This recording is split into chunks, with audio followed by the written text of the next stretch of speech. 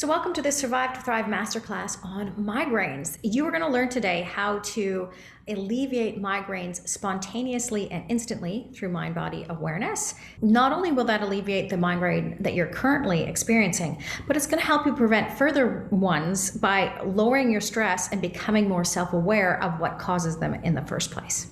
All right, so we're going to get to it. I'm going to give you just a bit of history of what causes migraines, and then we're going to go into the PDF emergency download kit that you can get from below. And the first thing I'm going to go over is the common facts and triggers of migraines. This is a document I put together for the West Edmonton Naturopathic Wellness Center that I worked at. All right, so some facts about migraines. About 11 out of 100 people experience them. They're mostly women that are affected. Migraines activate the sympathetic nervous system.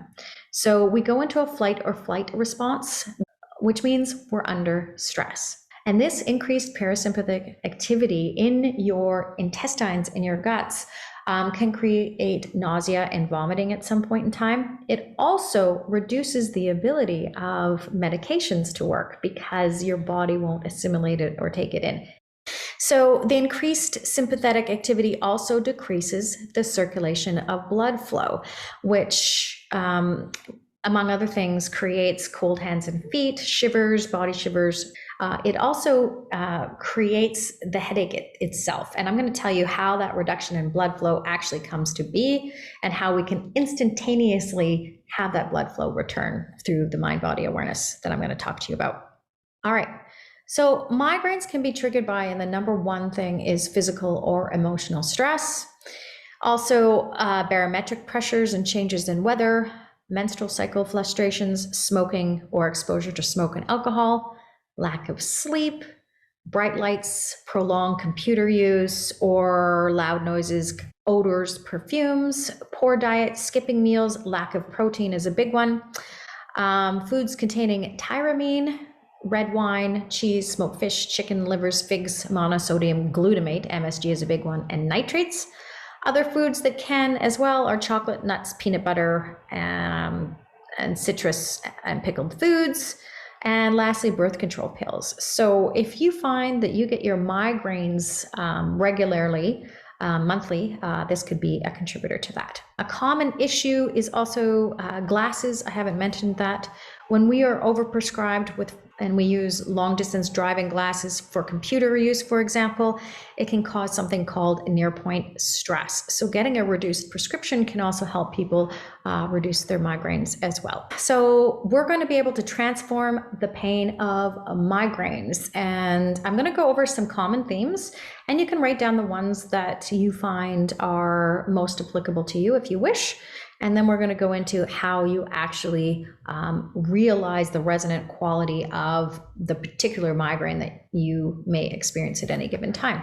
All right, so the emotional, energetic meaning of migraines, which comes from Your Body's Messages, written by Michael J. Lincoln. So it's a good reference book. So just briefly, as you go into processing your migraines are generally triggered by present experiences. Long-term chronic illnesses and things have long-term themes, but you'll notice that there was something that just happened in your day-to-day life. A migraine is triggered by an event that just happened an hour, anywhere from 10 minutes to an hour to prior to the migraine. So one of the themes, love starvation, longing for mother's love, perhaps the priorities of that your mother had or didn't have didn't meet your needs. I know that was certainly true for me.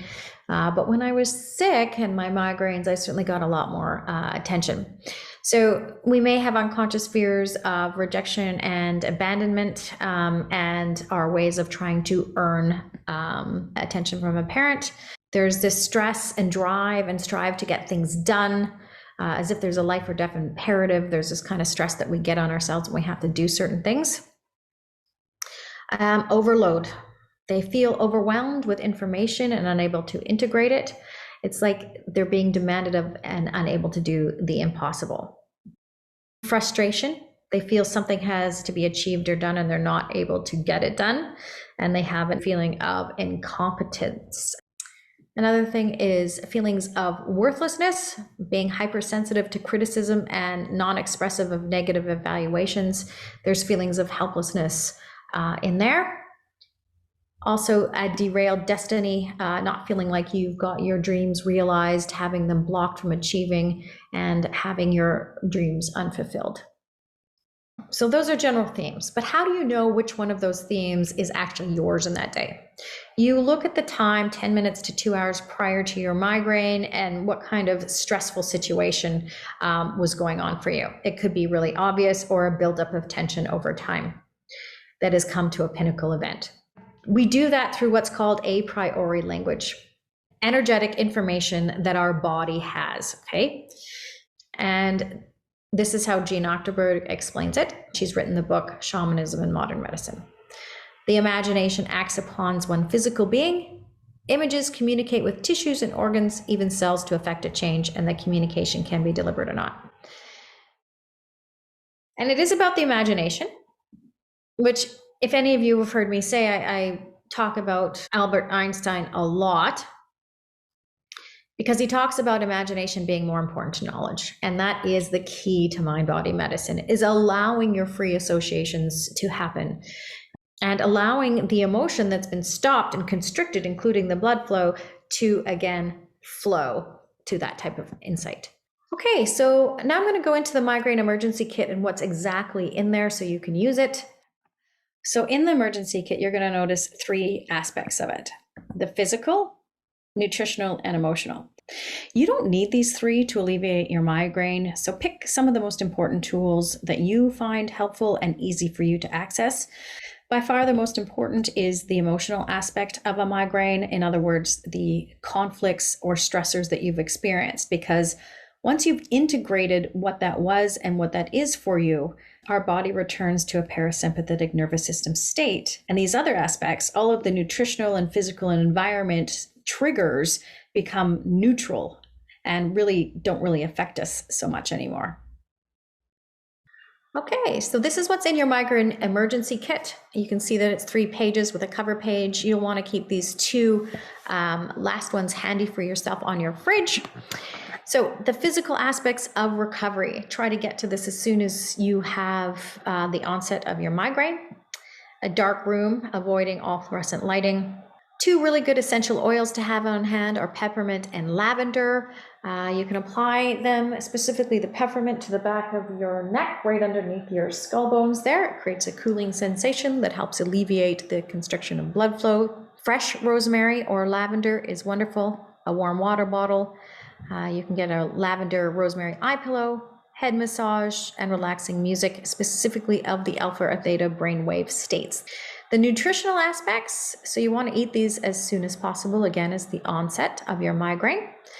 These are foods that counteract migraines. It's using food as medicine. And so if you don't have or don't eat these very often, it'll be good to start finding recipes and start using and eating these foods more in your diet as much as possible. For specific to migraines, cucumbers sprinkled with the herbs rosemary, sage, and oregano are magical. Chaga mushroom tea with honey. It's delicious, is healthy in many other ways, helps alleviate migraines. Here's 2 recipes for you. I love this fruit salad recipe, and you're going to think it's a little strange because you've got fruit mixed with red onion and turmeric, lemon, and a sprinkle of sea salt. It pops the flavors and it alleviates your migraine. And here's a fantastic smoothie recipe also. You then can lay yourself down, process the emotional or mental stressors and triggers.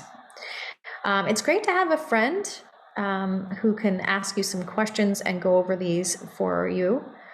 We really don't want to focus on the physical mechanics. Who cares about oxygen deprivation, even if that's what it is? You're looking into your life situation. You want to talk out loud to describe what you just experienced with the stress in the situation that's led up to this moment. And you can have someone write these down for you and just kind of mirror and reflect back as to what your experience, or you can do it for yourself. You can be the witness and the person experiencing the migraine at the same time. So you want to listen to your inner voices. You want to pay attention to symbolic language and about what's being experienced. For example, when I had my migraine with my daughter and I left her in a day home that I really felt I shouldn't have, when my left eye was, I couldn't see out of it. That was what I was experiencing. And the inner voice said to me that I had turned a blind eye, which I had certainly had done. And as soon as I recognized what I had done and the reason why I did it, it had a lot to do with my mother's parenting and how I was mirroring that in my life. I had this sense of, aha. All right, so the mental feelings and thoughts that precipitate migraines are criticism, anger, resentment, guilt, shame, grief, and fear, as well as feelings of frustration, overwhelm. So just really be really honest with yourself. This is really what it's all about. Also, breathe. We'll often constrict out of fear and all sorts of things of not wanting to feel. As we remind ourselves to breathe, in other words, to inspire, to take in, to receive, we make space for that information to flood our being. And as long as we remain open to it, again, it's all about opening and deconstricting the blood flow, the emotions, the awareness. Okay? Another thing you can ask yourself and be really honest is what the symptom of the migraine stops you from doing that you would rather not do. So maybe it's being responsible for a certain situation. It's saying no and setting a boundary with someone, standing up to your mom or your dad or someone of significance. There's always something that is stressful that we have to acknowledge to ourselves. As you put yourself into your sacred environment, into your dark room with rest, and you eat these foods and go into the emotional aspects of it, there'll be a moment where there's a resonant aha, and you will fall into a nice restful sleep for 30 minutes, an hour, whatever it might take for you, and you will wake up without a migraine. So that's it for migraines. If you have any questions, feel free to reach out to me. If you've already enrolled in a 90-day Survive to Thrive program, we'll of course be helping you to get through the process of your migraines, as well as the other symptoms that you're experiencing. See you soon.